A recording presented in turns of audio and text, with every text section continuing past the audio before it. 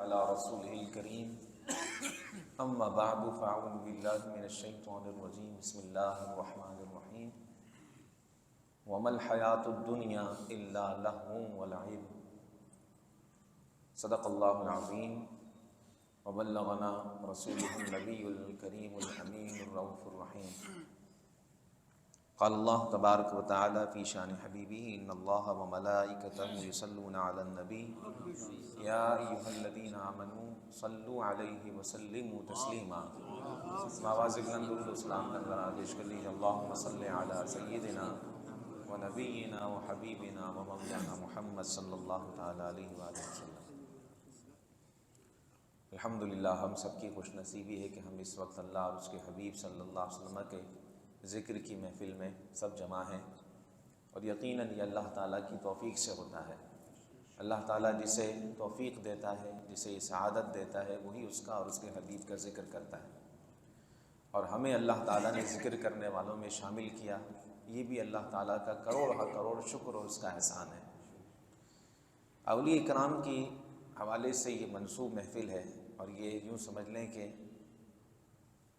تربیت کی بہترین نشست ہے یہ، اور تربیت وہی حاصل کرتا ہے کہ جو تربیت کے لیے تیار رہتا ہے۔ عربی میں ایک مقولہ ہے تقویم ما لا یستقیم، سیدھا کرنا اس کو جو سیدھا ہی نہیں ہونا چاہتا،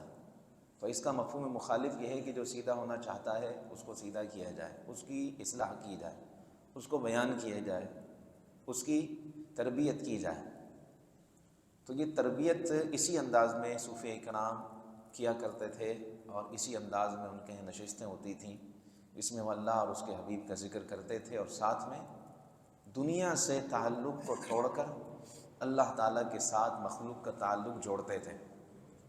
اولیاء کرام نے کبھی بھی اپنی ذات کو کبھی بھی نہیں منوایا، اور یہ بات ذہن میں رکھ لیں، پھول کو یہ کہنے کی ضرورت نہیں ہے کہ میں پھول ہوں، نہیں چاند کو یہ کہنے کی ضرورت ہے کہ میں چاند ہوں، اس کی چاندنی بتائے گی اور پھول کی خوشبو بتائے گی کہ یہ کیا ہے۔ اولیاء کرام نے اللہ تعالیٰ کی ساتھ محبت اور اس کے احکامات کی پیروی، شریعت مطہرہ کا درس، ظاہر اور باطن کی اصلاح، اس کی طرف خاص توجہ کی، اور دنیا طلبی کو، دنیا کی محبت کو دلوں سے نکالا ہے، کھینچ کر نکالا ہے، اپنے درس کے ساتھ، اپنے اخلاق کے ساتھ، اپنے اعمال کے ساتھ اور اپنی تربیت کے ساتھ اندر سے جو گند بڑا ہوتا ہے اس کو نکالا ہے۔ لہٰذا لوگ جوک در جوک ان کی بارگاہ میں آتے، اصلاح کرتے، توبہ کرتے، اور اپنی دنیا اور آخرت کو سنبھالتے۔ اللہ تبارک تعالیٰ نے قرآن پاک میں دنیا کی جو مثال بیان فرمائی ہے، فرمایا وما هذه الحیات الدنیا الا لہو ولعب، فرمایا یہ جو دنیا کی زندگی ہے یہ صرف کھیل کود ہے، لہو و لعب قرار دی۔ ہم صرف اس پر مختصر گفتگو کریں گے، پھر اصلاح سلام کے لیے کھڑے ہو جائیں گے۔ بات وہی ہوتی ہے جو دل میں اتر جائے، بس بات سمجھ میں آ جائے، بھلے مختصر ہو لیکن پر اثر ہو۔ دنیا کا معنی اگر دنیا کو ہم لغوی اعتبار سے دیکھیں تو لغت میں دنیا کا اگر ہم دنا یدنو دنون سے اس کا معنی کریں، معنی ہوتا ہے قریب ہونا۔ قرآن مجید میں ایک مقام پر اللہ تعالیٰ نے فرمایا، جو معراج کا واقعہ جہاں بیان ہوا ہے سورہ نجم میں، اللہ تعالیٰ نے ارشاد فرمایا ثم دنا فتدلی، پھر وہ نور قریب ہوا، اور اتنا قریب کتنا، فکان قاب قوسین او ادنی، دو قوسینیں جس طرح مل جاتی ہیں، یہ ایک مثال بیان کی گئی، اس طرح وہ نور قریب ہوا اور اللہ تعالیٰ کی دیدار سے مشرف ہوئے، یعنی ہمارے اور آپ کے آقا مولا جناب محمد مصطفیٰ صلی اللہ علیہ وسلم۔ تو اگر دنیا کا معنی قرب کے اعتبار سے ہو تو چونکہ یہ آخرت کے مقابلے میں قریب ہے، حیات پہلی حیات ہے، حیات اس لیے کہا کہ یہ دنیا کی زندگی پہلی حیات ہے، اولا ہے، اس کے بعد کی دوسری حیات وہ آخرت کی حیات ہے، تو حیات الدنیا اس لیے کہ یہ دنیا آخرت سے قریب ہے۔ اچھا، دوسرا معنی اس کا دنی یدنا سے، تو معنی اس کا ہوتا ہے گھٹیا ہونا، اسی سے ادنا ہے، ایک تو افضل اور اس کے مقابلے میں ادنا، تو ادنا دنیا ہے، افضل آخرت ہے۔ تو اگر اس کے اعتبار سے دنیا کا یہ معنی کیا جائے کہ دنیا گھٹیا ترین ہے، تو اسی اعتبار سے پھر اس کا یہ معنی ہوگا کہ صوفیاء اکرام اس دنیا سے منع کرتے تھے کہ وہ جو گھٹیا ترین ہے، جو ادنا ہے، کس کے مقابلے میں؟ آخرت کے مقابلے میں۔ تو جب دنیا کو بات کی جائے آخرت کے مقابلے میں تو اس میں یہی بات کہی جاتی ہے کہ آخرت افضل ہے، دنیا ادنا ہے۔ تو اسی بات کو بیان کرتے تھے صوفیہ کرام، اور دلوں سے دنیا کی محبت کو نکالتے تھے،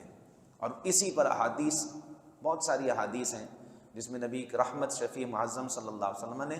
دنیا کے گھٹیا پن کو بیان کیا، دنیا کی کم حیثیت کو بیان کیا، دنیا کے مردار ہونے کو بیان کیا۔ ایک حدیث پاک میں آقا علیہ الصلوۃ والسلام صحابہ کرام علیہم الرضوان کے ساتھ جا رہے تھے کہ راستے میں ایک بکری مری ہوئی پڑی تھی،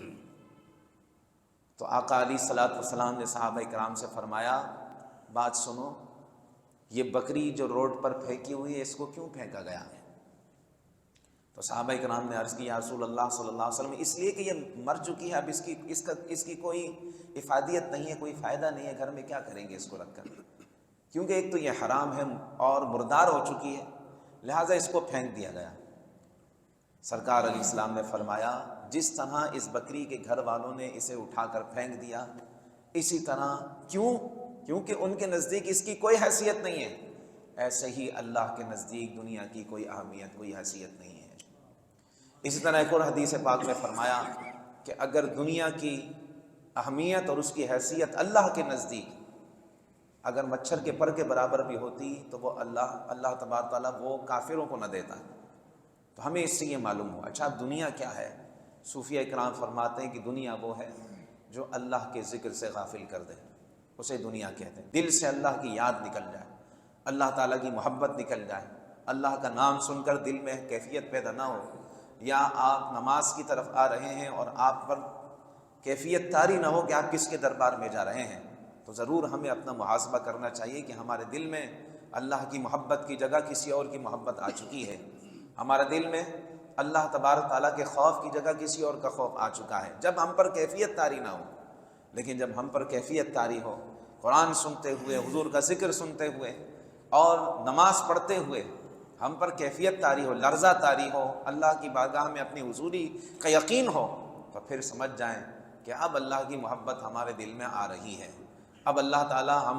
ہم سے راضی ہو رہا ہے، ہمارے دل میں اس کی محبت نے جلوہ گر کر لیا ہے، ہمارے دل میں اس کی محبت جلوہ ہو چکی ہے۔ تب جب ہماری کیفیات ہوں، اس کی دوسری مثال یوں سمجھ لیں کہ حرام کام کو دیکھ کر جب ہمارے قدم خود بخود اللہ کی ناراضگی کی وجہ سے، اس کے غضب کی وجہ سے اور اس کے ناراض ہونے کی وجہ سے ٹھہر جائیں، سمجھ جائیں کہ یہ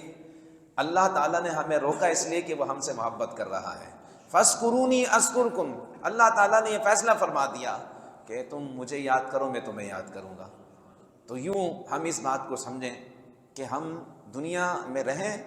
یقیناً ہمیں دنیاوی معاملات کے لیے دنیا کی ضرورت پڑتی ہے،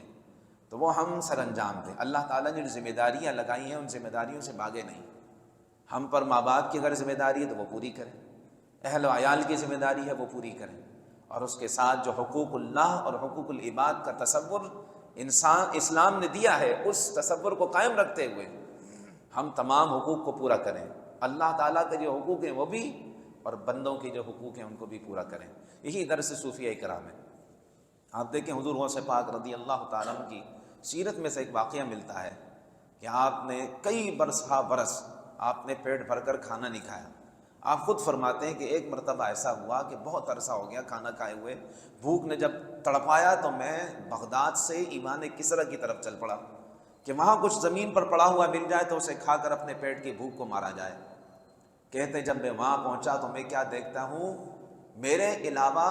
70 اولیاء اللہ اپنے پیٹ کی بھوک مٹانے کے لیے ڈھونڈ رہے ہیں۔ تو فرماتے مجھے حیا آئی کہ میں جو ہے ان کے نصیب یا ان کے حصے میں سے کچھ نہ کھا لوں۔ کہتے ہیں میں ایسی اثنا میں پھر انہی قدموں واپس بغداد آ گیا۔ بغداد میں پہنچا تو میں نے دیکھا ایک شخص مجھ سے ملا جس کے پاس کچھ اشرفیاں تھیں، اور وہ بیٹھ کر کچھ کھا رہا تھا، اور جیسے ہی وہ منہ میں ڈالتا تو میرا منہ بھی اس کے ساتھ کھلتا، اتنی بھوک تھی۔ فرماتے ہیں اس نے مجھے دعوت دی لیکن میں نے منع کیا، اپنی عزت نفس کی وجہ سے اور استقامت کی وجہ سے منع کر دیا۔ تو کہتے ہیں کہ وہ آیا اور اس نے مجھ سے پوچھا کہ تم عبد القادر کو جانتے ہو؟ تو آپ نے فرمایا میں ہی عبد القادر ہوں۔ اس نے کہا ٹھیک ہے، یہ آپ کی والدہ نے مجھے کچھ اشرفیاں دی تھیں آپ کے لیے، یہ میں آپ کو ڈھونڈ رہا ہوں، 3 دن سے آپ مل نہیں رہے۔ تو فرماتے ہیں اس نے مجھے وہ اشرفیاں دی، اس میں سے ایک میں نے اپنے لیے رکھی بقیہ میں پھر وہ اولیاء اللہ کی تلاش میں گیا اور ان سب کو کھانا کھلایا، اور فرماتے جو ایک میں نے اپنے لیے بھی رکھی تھی اس سے بھی لا کر میں نے اپنے ساتھ فقراء اور مساکین کو ملا کر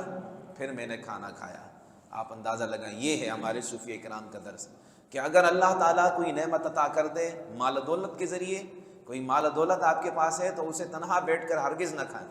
بلکہ اپنے اہل و عیال کو، اپنے رشتہ داروں کو، غریب فقراء مساکین کو اس میں لازمی شامل رکھیں۔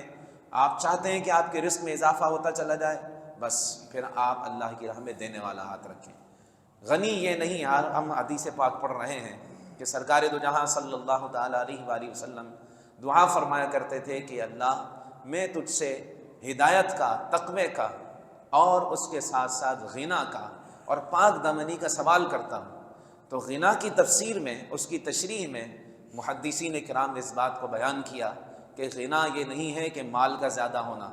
غنا یعنی دولت مندی یہ نہیں ہے کہ کسی کے پاس مال و دولت زیادہ ہے،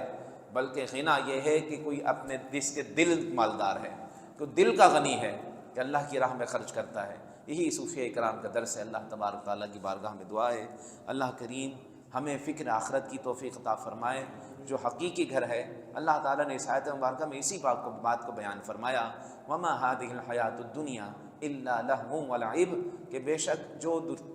دنیا کی زندگی ہے وہ لہو و لعب ہے، کھیل تماشا ہے۔ کھیل تماشا اس لیے کہا کہ جلد ختم ہونے والا ہے، ہمیشہ کھیل تماشا نہیں رہتا بلکہ مختصر وقت کے لیے ہوتا ہے۔ اور فرمایا وَإِنَّ الدَّارَ الْآخِرَةَ لَهِيَ الْحَيَوَانُ، اور آخرت کی زندگی ہی حقیقی زندگی ہے۔ عربی میں حیوان کا معنی جدا ہے، ہماری اردو میں حیوان کا معنی جدا ہے۔ عربی میں حیوان کا معنی ہے حقیقی زندگی۔